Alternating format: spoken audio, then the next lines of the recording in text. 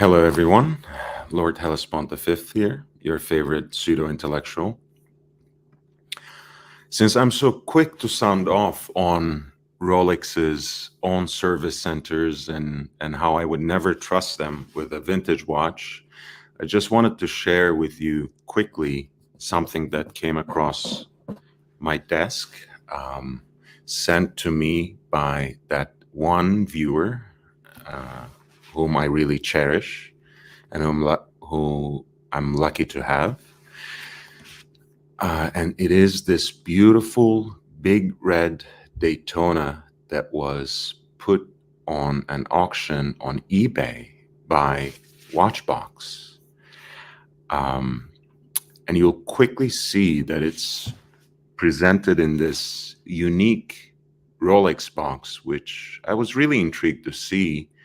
And I started pouring into it and did some research. And it turns out that Rolex had introduced their own vintage watch restoration workshop with the name Atelier de Restauration Genève, restoration workshop in Geneva, not to be confused with the customization company called Artisan de Genève.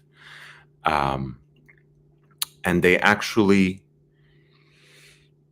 do some reliable servicing and restoration for their vintage watches now, which is a very unique and fascinating development. Of course, Rolex service centers themselves are quite reliable when it comes to vintages that are up to 35 years old, as long as you are very clear and strict with your terms, what you want replaced and what you don't want to be touched, whether you want polishing, any polishing at all, or just some light polishing, or nothing. You have to negotiate your terms very carefully, and you have to make sure not to surrender them any of your vintage parts. But yes, if you have a watch from the 90s and if you're very specific with your terms, Rolex service centers are good enough for the job. When it comes to vintage watches, right, Rolex basically says that they don't necessarily guarantee that they will have parts or they would produce parts after a model has been discontinued for 35 years. So it's been in the past very tricky for vintage collectors to deal with Rolex directly. And I'm glad they have now introduced this service. This big red, of course, is just looking gorgeous after everything they did to it in Geneva. Look at that folded link bracelet, folded link oyster bracelet. Clearly off the time, looking gorgeous. What an absolutely incredible watch. Of course, has that service sticker on case back. And when it comes specifically to the restoration workshop itself, they have some material and some information on their own website that gives us a glimpse to the kind of work they do. Of course, I'm really interested in these intricate details, but I was also happy to find out in my research that they have an entire archival arm connected to this workshop. So they do the proper historical research first to make sure that every single part is going to be supplied as period correct or otherwise reproduced and recreated by them according to those standards. And at the end of the day, I'm very happy that they are now providing this sort of option, which I'm sure is quite spendy, which I'm sure comes with quite a hefty um, sum for their precious services.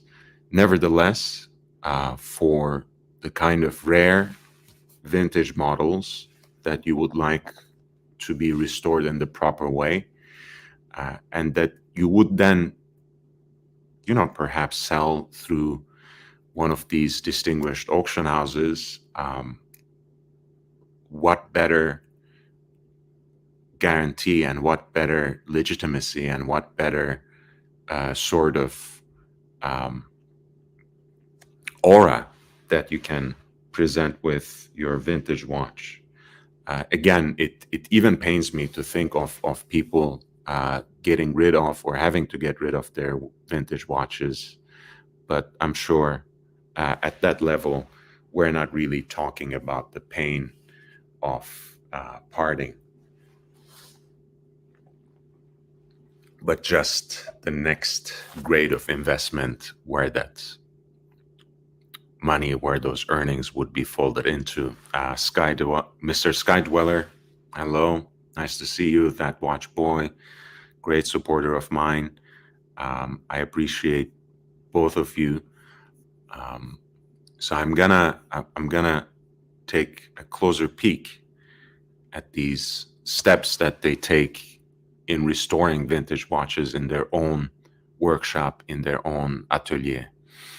They say whenever possible, worn components are restored or perfectly recreated using techniques and materials of the period. Amazing, right? This is kind of the diametrical opposite to what they do in the service centers. And it's the typical Rolex way, isn't it? I apologize for the analogy, but it's really like God giveth, God taketh away. Right? This is the kind of service they should be providing at any rate. But since they are so focused on innovation, progress, and utility when it comes to their service centers, now they're offering some added value in providing what seems to be the photographic negative of that service. Right? Every part would be restored if possible, or recreated, not just by any random mean, but using techniques and materials appropriate to the period. And this picture depicts how the watchmaker drives out a damaged jewel from the barrel bridge. Very high quality picture. The watchmaker takes care to preserve a maximum of the original aesthetics and characteristics of each restored watch. Here he refinishes the chamfering of the train wheel bridge to restore its shine. Absolutely, Em. Yes. It's a deep dive. It's, I think, the care and restoration they take, both in terms of the technical expertise and the historical knowledge and experience they can bring into the job, I think is very unique. I mentioned a little earlier that they don't start the restoration before they do their proper archival research. And we know how secretive Rolex is, right? And every collector and every expert has their own opinion about what is period correct and what's the proper aesthetic. Well, they have the documents, right? So when it comes to the rarest of rare vintage pieces and very limited production models, now you have a one-stop shop and the ultimate authority on how that watch would have looked like on the day of its birth, on the day of its production, and how it should then be restored to that same condition. The watchmakers at the Restoration Atelier in Geneva handle old and rare components. Their work demands absolute concentration. Even, you see the kind of care of marketing that goes into even the service copy that they are writing here. It's quite amazing. Each restoration service is carried out in keeping with watchmaking traditions and craftsmanship, where the artisan's touch is of paramount importance. And the watchmaker here is checking the chronograph's counters, and you see how they're restoring the hinge of a clasp here, which just looks incredible. Very striking visually. You don't often see Rolex peeking into their own servicing and restoring operations, navel gazing at this particular level, but I'm really happy to see this level of detail, and I'm happy to see that they now offer the absolute authority in their own restoration. I had heard of this so-called atelier before, but I had not come across one of the examples. I posted the link in the description, by the way, to that eBay listing of the Daytona Big Red that's been restored by this workshop in Geneva, by the Rolex restoration workshop in Geneva. So check that out when you have the chance. And I will, once that's on the screen, while that's on the screen rather, I will also read you a little bit about the kind of work they do. And Thomas, welcome to the channel. I had not seen you before, and it's always very pleasant to see new faces. So the Restoration Atelier uses both traditional methods and the cutting-edge techniques associated with modern-day Rolex manufacturing to restore watches in a manner that's as sympathetic as possible, right? Once again, that's basically the photographic negative of what they do in the service centers. And they have a particular team here, right? This is not just part of the World Service, which may be good enough for watches that are up to 35 years old or 35 years removed from production. But this is a single workshop in Geneva that Rolex staffs by a specialized team of watchmakers whose métier is restoring vintage watches, restoring the most intricate parts, reproducing them if necessary, and in fact, conducting the kind of historical research in Rolex's own archives to make sure that the reproduction comes out as proximate, as sympathetic, and as close as possible to the original production of the watch. Each restoration is carried out by the restoration workshop, adheres to stringent criteria, both in terms of the brand's own standards for functionality, as well as the need for historical authenticity, right? It's that balance is, of course, essential, and again, something that is usually missing from a regular Rolex service center. Components are either retained and restored or replaced by reproduced parts that are made from scratch with period correct material and techniques.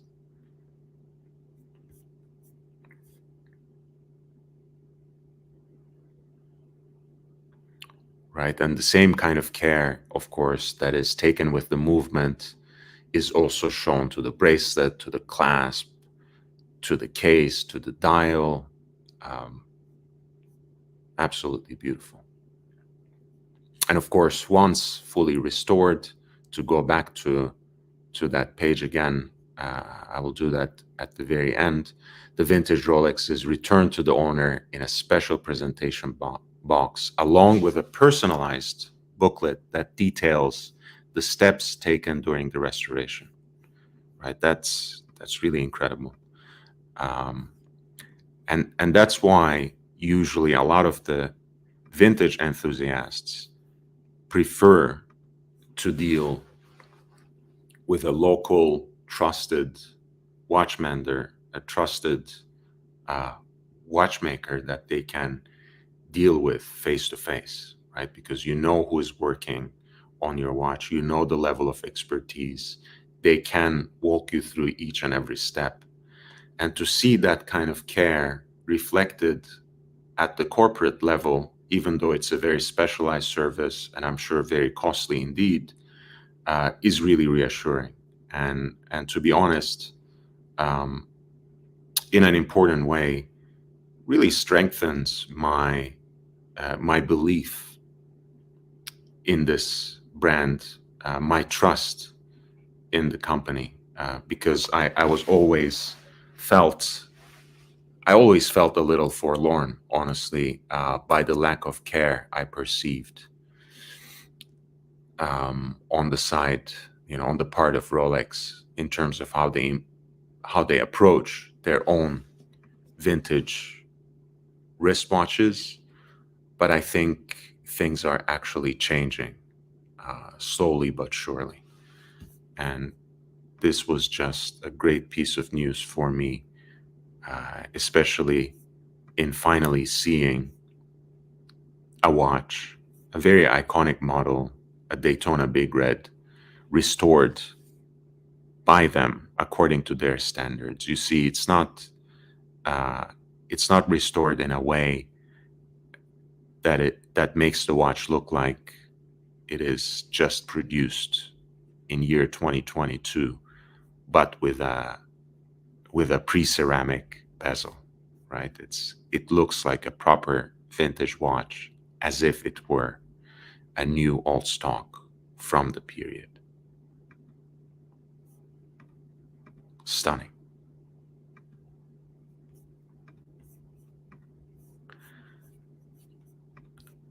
All right, guys. Thank you so much. Again, Dr. A and B, uh, thank you so much. I appreciate you being here. MLMJ, lovely to see you, my friend. Thomas, again, welcome to the channel. Would be always great to see you. This was a very short presentation, 4 nines fine. Uh, Thank you, my friend. Again, if you have any questions and if you would like to support the channel in some way, you know the address, Lord Hellespont V at gmail.com. That's Lord Hellespont V at gmail.com. We will have a show in less than an hour now on the Archie Luxury channel, and I'm co-hosting it with uh, Archie Luxury himself, the man, the legend, Archibald Chesterfield III.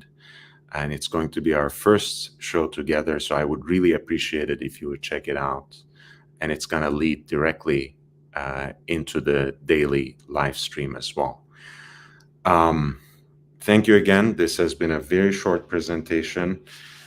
If you like the content, please like, subscribe, and spread the word far and wide so I can reach my first major goal of 1,000 subscribers on YouTube. Thank you so much.